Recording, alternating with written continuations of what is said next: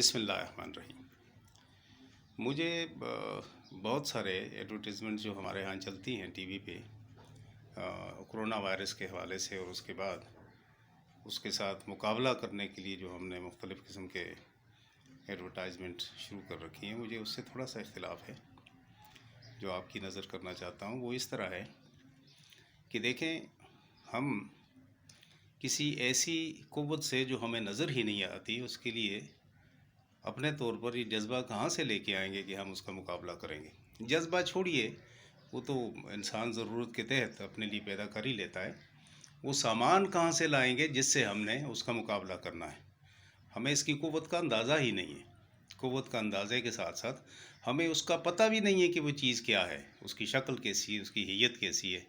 بس اتنا ہے کہ ہم یہ جانتے ہیں مختلف قسم کے ٹیسٹ سے کہ اس کے ایسے بار ہوتے ہیں اور اس طرح کرتی ہے اور اس طرح جانے چلی جاتی ہیں۔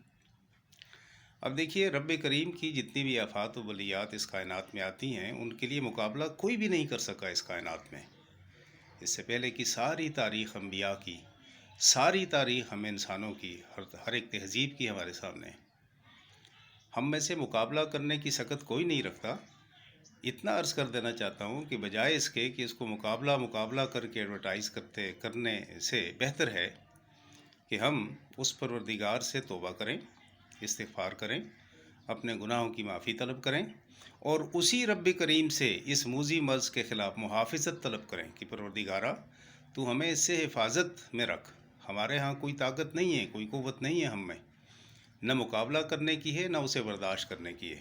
تو ہی ہم پہ اپنا کرم فضل و احسان کر، تو ہمیں اس سے حفاظت میں رکھ، ہمیں اپنے ہاں سے وہ قوت عطا کر دے جو خود ہی اندر سے اس کو ختم کر دے۔ پروردگارہ، تو ہی بڑا کریم ہے۔ آپ سب کا بہت شکریہ۔